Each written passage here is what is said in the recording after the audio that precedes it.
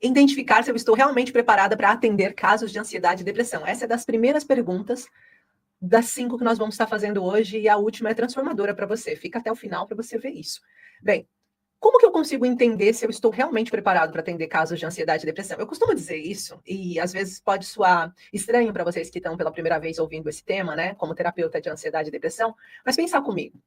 Você está trabalhando num caixa de supermercado e passa uma pessoa extremamente acelerada na sua frente, irritada, falando muita coisa assim, da boca para fora, muito agitada, nervosa, descontando toda a energia em você, que ela tá ali toda, né, irritada mesmo. Vamos pensar até que foi o dia do apagão e que ela tá extremamente irritada porque ela tem que passar logo, o cartão dela já não deu em vários lugares, ela já tá nervosa, tá cheia de vontade de ir para casa porque ela não sabe o que tá acontecendo. Você que tá trabalhando no caixa de supermercado, tá atendendo aquela senhora, você percebe que aquilo não é normal e que aquilo não é natural. Mas você não sabe o que é. E você não consegue ajudar, certo?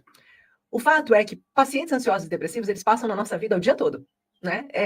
Se a gente tem uma realidade que a Organização Mundial da Saúde trouxe, que a cada 5 pessoas, uma tem uma ansiedade ou depressão, a cada 5 pessoas que você cruza na rua pode estar passando por ansiedade ou depressão. Então, você que já trabalha com qualquer área, você já está trabalhando com pessoas que têm ansiedade e depressão. A pergunta não é se você vai conseguir trabalhar com paciente ansioso e depressivo, porque você já trabalha, né? Você já atende, se você trabalha em mercado, você já atende pessoas com ansiedade e depressão. Se você é terapeuta holístico, você já atende pacientes seus que você nem sabe que tem ansiedade e depressão, e talvez você esteja medindo os seus próprios resultados. Você deve estar pensando assim, nossa, eu não estou conseguindo ter resultado na vida da Maria. E talvez você não perceba que é porque ela tem uma limitação maior, a ansiedade ou a depressão, que está falando muito mais alto do que a própria energia que você está tentando trabalhar. Talvez você seja um terapeuta reikiano, está ali trabalhando com aquele paciente, trazendo energia para aquele paciente, querendo trazer luz para aquele paciente, e você sente que volta e meia aquele paciente vai para baixo de novo, você pergunta, será que eu que estou errada como terapeuta aqui, passando energia para esse paciente? Será que eu que não estou conseguindo trazer resultados para ele? E na verdade você não está vendo que aquele paciente tem uma queixa maior, ou tem ansiedade, ou tem depressão, e por isso ele não está trazendo resultados reais e significativos.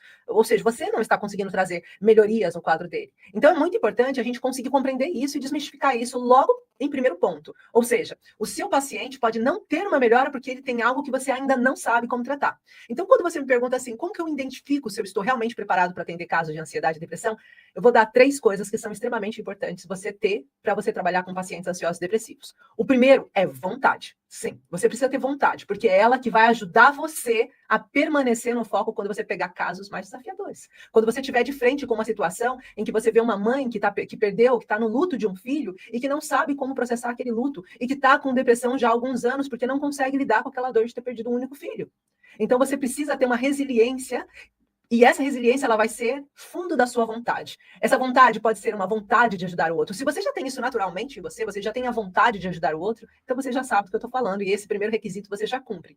Se você não tem vontade de ajudar o outro, mas você tem vontade de ter resultados, às vezes, para sua própria família, eu quero ver minha filha saindo disso, eu quero ver meu filho saindo disso, eu quero ver acontecer de fato algo que possa transformar a minha família que está padecendo com esse mal. Né? Foi assim que eu comecei. Então, a minha vontade de ajudar alguém que eu amo torna-se maior e faz com que eu entenda que eu preciso me preparar, não estar preparado, me preparar para ajudar, certo? Então, vontade é a primeira coisa que eu preciso ter. Dentro dessas 3 coisinhas que eu trouxe, a segunda coisa é embasamento, porque assim, uma coisa é você querer ajudar uma pessoa a fazer aquilo que você já fez, mas se você não sabe se aquilo que você já fez vai produzir efeitos no outro também, você pode estar cometendo um erro. Eu vou trazer um exemplo simples. Sabe quando você tomou uma medicação e que aquela medicação foi boa para você e você fala, toma isso que vai ser maravilhoso para você. E depois de uma semana, 2 semanas, você conversa com aquela pessoa e a pessoa diz, nossa, me deu uma dor de barriga enorme aquele remédio, não me ajudou, fiquei com dor de cabeça. Você não quer passar por isso. Então, às vezes, a gente quer indicar uma coisa para uma pessoa, mas sem embasamento, a gente não sabe se realmente vai ser eficaz ou não para aquela pessoa. Então, é necessário nós termos um embasamento sobre o que é ansiedade e depressão. E é necessário que o seu embasamento, ele seja focado em algo que você se consolide dentro daquilo. O que eu quero dizer com isso? Às vezes, a gente vai buscar vários tipos de embasamento para uma mesma coisa e não resulta. O que eu quero trazer? Imagina só você, eu não sei se vocês já viram esse meme que tem até na internet, de uma pessoa que começa tomando um pequeno almoço com uma mesa bem farta, cheia de coisas ali para comer. E daí ela tá vendo um vídeo, um scroll roll, que é o fato de rolar as páginas do Facebook ou das redes sociais, isso chama-se scroll roll. Ou seja, ela tá ali passando para cima e de repente ela vê um vídeo falando assim, não comece tomando café pela manhã, porque você vai ter uma crise de ansiedade. Aí ela pega o café e joga fora. Aí ela vai e passa pro próximo vídeo, daí diz, Ovo não. Ovo ao pequeno almoço aumenta em não sei quantas porcentagens de colesterol. Ela vai e joga o ovo fora. Aí, quando ela vai comer o pão, você sabia que o fato de você não fazer isenção do glúten ou ingerir coisas que têm glúten pode fazer com que o seu intestino, não sei o que, dela olha assim para o pão e ela deita fora. Quando ela termina, ela só tem um copo de água. Ela acaba bebendo um copo de água. O que eu quero dizer? Quando você está assistindo várias referências ao mesmo tempo, você pode estar indo, perdendo o seu tempo, indo para caminhos diferentes. Pá, pá, pá, pá, atirando para tudo quanto é lado. E você não traz um embasamento real. Você não traz um início, meio e fim de um processo. Então é muito importante, se eu quero realmente estar preparada para atender um paciente com ansiedade e depressão, eu preciso ter um fundamento que vai do início, meio e fim.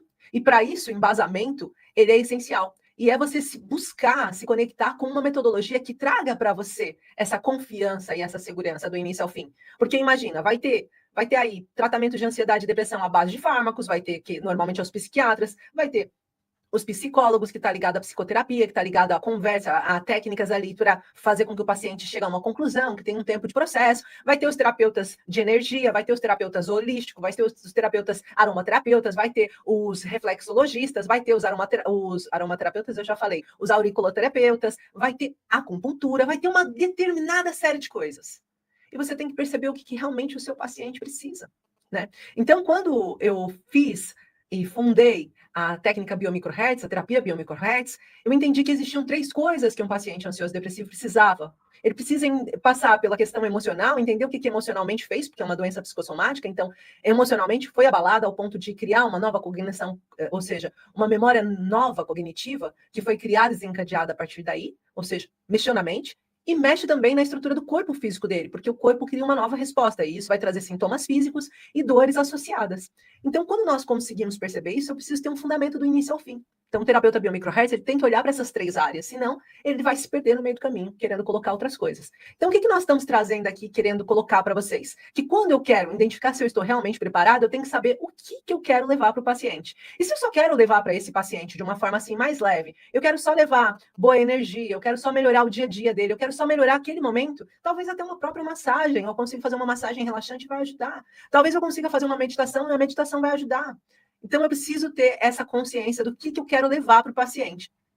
E essa é a terceira fala. Então, primeiro, vontade. O segundo, embasamento e saber o que eu quero trazer para o paciente. Na terapia biomicrohertz, nós queremos trazer resultados reais significativos. Queremos tirar esse paciente do estado ansioso e depressivo no mínimo de consultas possíveis, ajudando ele a ganhar também, a ganhar uma liberdade de vida que possa proporcionar que ele continue o dia a dia dele caminhando, tá? Então, esse é o nosso principal objetivo quando a gente fala disso. E como que você identifica se você está preparado? Se você, uma dessas 3 coisas você já tem, já é o início de um caminho para você poder estar trabalhando com um paciente ansioso e depressivo, né? Para que você se sinta mais seguro, tá bom? Então, essa foi a